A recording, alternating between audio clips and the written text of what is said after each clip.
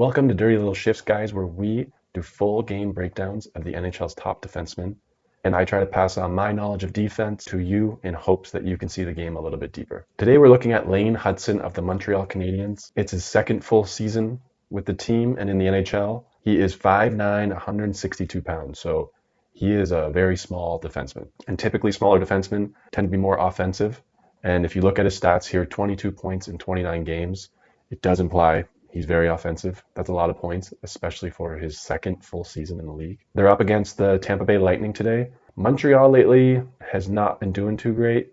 Not horrible, but not great. Tampa Bay, they're a top 4 team, and they have some big-time offensive power up front. So I am curious to see how Lane Hutson and the Canadiens do. Let's take a look. But don't forget to wait till the end where I give you my final summary of Lane Hutson.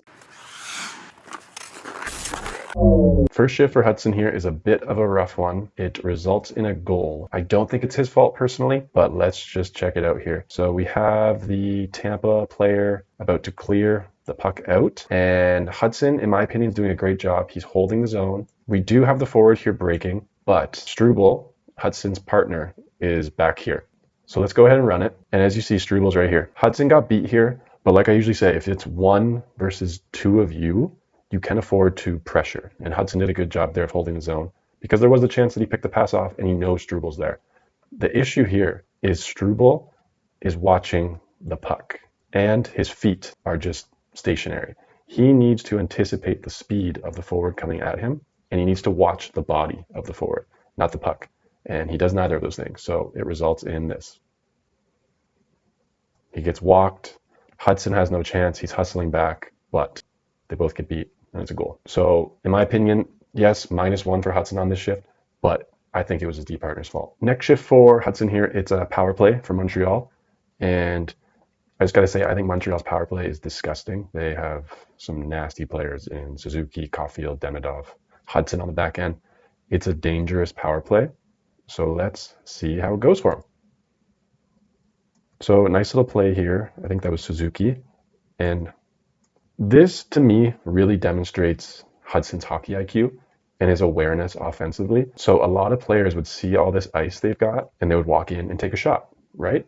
But Hutson is aware that there's no one in front. And on an NHL goalie, you are not scoring from here straight on like that unless your shot is ridiculous and you get lucky. Not lucky, but it's more likely you're not going to score. Yeah, Hutson makes the right call here and he dishes the puck. So just in case anyone watching the game was thinking, why is he not shooting?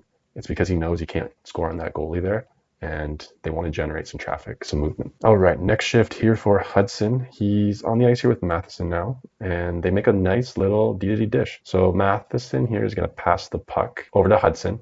It's a nice play. He sees that Matheson has the puck fully here. He just needs to be careful that Braden Point here doesn't pick it off, because if he does, he's in a bad position. So it works out, and it's a nice little read because he's getting that step, but it is something to be aware of. So he gets the puck, nice little backhand breakout, beautiful. And Hutson there, he is very offensive minded, and he was looking to join the rush. But the thing I like is that as soon as he saw the play breaking down, he stopped, immediately stopped, and he goes back into defensive mode. Some players, especially the offensive ones, when they get older, they get a little lazy with that immediate stop. Hutson, I've noticed, very quick at stopping and getting back to D. I've been noticing here, he tends to kind of hyper focus on the puck.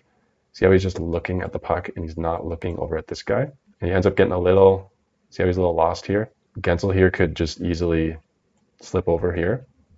Works out, but yeah, Hutson kind of lost his guy there because he was getting a little hyper focused on the puck. So I have noticed he does that a bit. I think he needs to calm down a bit in his own zone, but that comes, I think, with maturity and experience. Something I'm really starting to like about Hutson is he's very active, he's moving a lot, and in doing that, he's creating options for his D partner.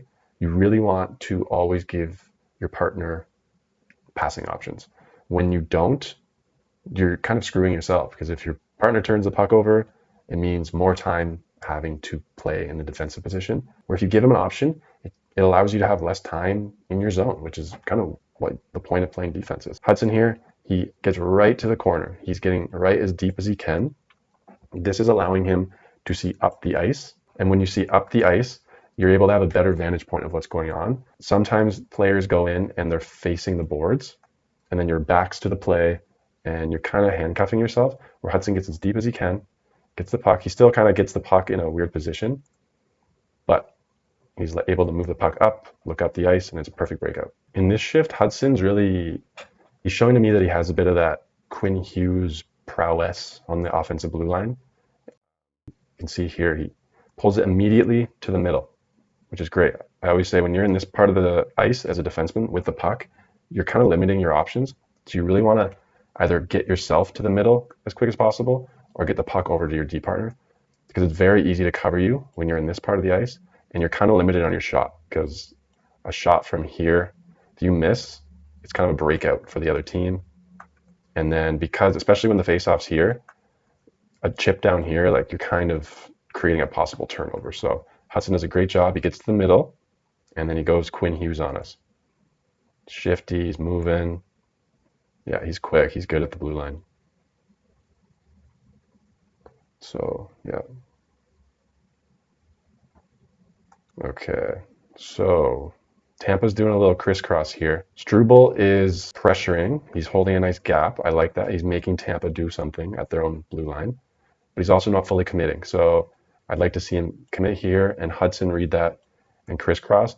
I've said in other videos not to crisscross before your blue line, but in this instance, Struble made the move, so you got to read that as your D partner. And now I think a lot of younger defensemen like to do this, and I'm not sure why, if it's still developing that confidence with their backward skating, but I would like to see Hutson rotate and be facing the play and holding a better gap, because as you see here, they're about to crisscross again.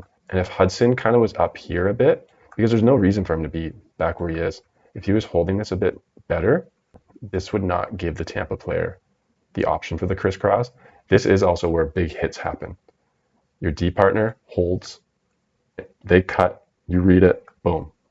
That's something, if you watch really big hits, that's how a lot of them are generated. D partner holds, the forward has one option to cut, he does, you read it. So I would like to see Hutson hold that a bit better to eliminate this crisscross option, because then Tampa, they shouldn't have been able to penetrate as deep into the Canadian zone as they did. And I think that was just Struble and Hutson were a little off there at the blue line, in my opinion. So I just want to show you this little clip here, because this really shows to me that Hutson is a tough, and I'll let it run here. He just got head slammed into the boards at a pretty decent speed. Like, that would, I think, take most guys down. This little gets right back up and stayed on the ice, finished his shift. For being how little he is, he's a tough kid. This shift here, Montreal's in the power play. It still might be the same shift as when he got head slammed. So again, tough. But this one, I can't comment too much on Montreal's power play, because I think it's pretty nasty and they know what they're doing. But just something for defensemen to keep in mind is the angle that you're giving to the forwards to give you a pass. You want to make it so it's easy for them to pass to you. You know what I mean? Because then they're more likely to do it. So if you watch here, the puck goes over to, I think it's Suzuki on the half wall here. And right now, it's a nice passing angle, but watch. Hagel here is doing a good job of taking this pass away. It might be worth it for Hutson to kind of like curl up and stretch it out a bit, because then it gives Suzuki a better pass option and it draws out these guys. And in doing that, it will just give more passing options. And if, say, Hudson's over here and Hagel goes up here, it might also give Suzuki better passing options as well. So you just got to identify the passing lanes that are available to you for your player. And you always want to like make it ideal for them, so they're more likely to pass it to you. So earlier in this analysis, I mentioned how Hutson has the tendency to kind of hyper focus on the puck when he's in defensive mode. And he does that here in this shift, and it almost gets him in trouble. So turnover, and Struble, his D partner, is first one there, and he's doing a great job. When there's a situation like this, you just want to skate back to your net. But the issue here is Hutson, he's not looking around to see what else there is, right? Because there's a lot of ice over here, and instead Hutson and Struble both go to this guy, and watch what happens.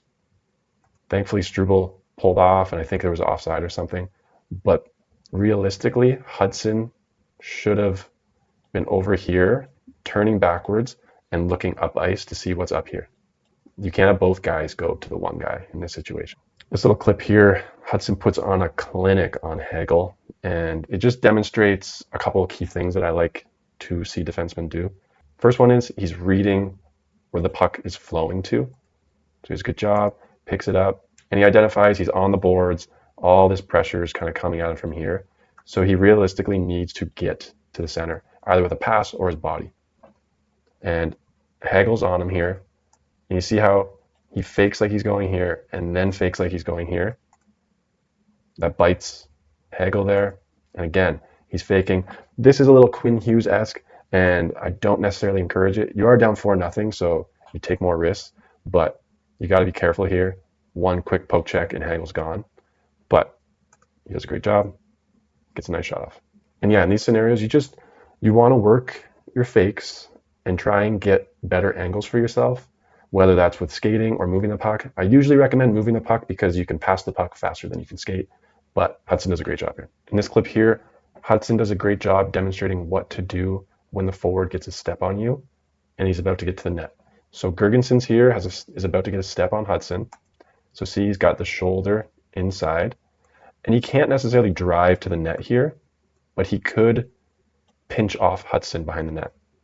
And Hutson does exactly what you should.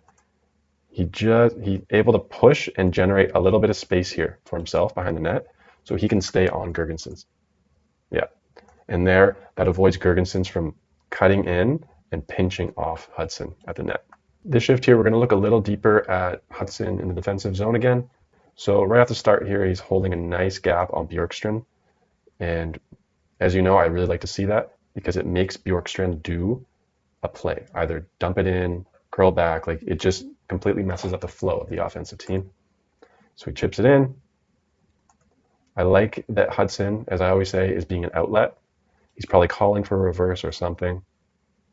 Yeah, that's a good job. And I don't know if that was intentional or not, but he let the puck go.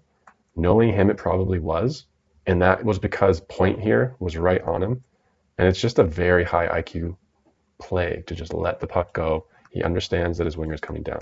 So I really like that. And I like that he was being open.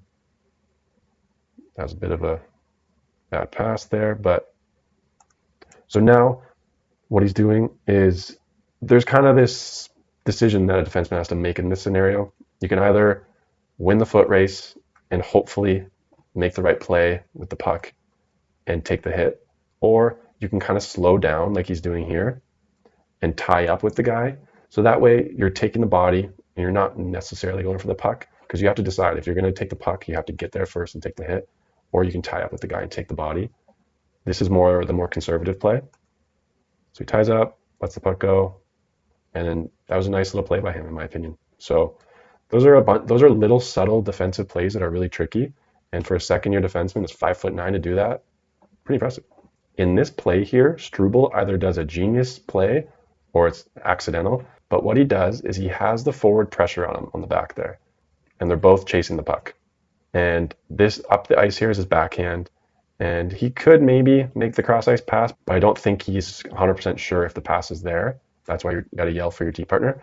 But what he does, so he knows him and Girgensons here are tied up, and they're both going to cross the blue line. So all he does is he leaves the puck right there, and that takes both of them offside, or I guess Girgensons offside. So now any pressure behind Girgensons is not a threat because they can't enter the zone. So it's actually a pretty brilliant play if it was on purpose. If it was an accident, it worked out great, but let me know what you guys think. I think it was an accident, to be honest, but it's something to think about when you have that back pressure on you and using those zones accordingly. So my overall thoughts on Hutson, I was pretty impressed. For a second-year defenseman that's 5'9" in the NHL, he did really well. He's very offensively inclined. He's amazing at the offensive blue line, kind of like Quinn Hughes is. This could get him into trouble in the future, but he does have the mobility to kind of handle that. He also has great leadership on his team. I think they keep him in check well. So I think he'll learn a lot from being on a team like this. I also like that his feet are always moving. He's always giving his D partner an outlet, and I think that's very useful to play with someone like that. However, with that being said, I thought his chemistry with Struble was a little off. They weren't clicking defensively, I thought. They kind of kept getting in each other's way. So I don't know if that's due to Hutson being very active, how he moves a lot, or they just need to grow a bit together and communicate more. I was a little surprised he wasn't on the penalty kill. I like to have quick players on the penalty kill personally. I think having that big defensive defenseman on the penalty kill isn't as effective because there's no cycle to defend against typically. You want someone that can hop on and pressure the power play forward quickly and have a good stick. And I think he'd be pretty effective at the penalty kill. I also like how tough he is. He's not afraid to go in the corner. We saw when he went head first in the corner, finished his shift. He's a tough kid, and I like that. So overall, I think he's good. He's a really good player. I don't think he's ever going to be a dominating defenseman in the NHL personally, but I think once he grows into his game a little bit more, he's going to be a very effective defenseman. So that's it, guys. Let me know in the comments who you want me to review next or any matchups you want to see.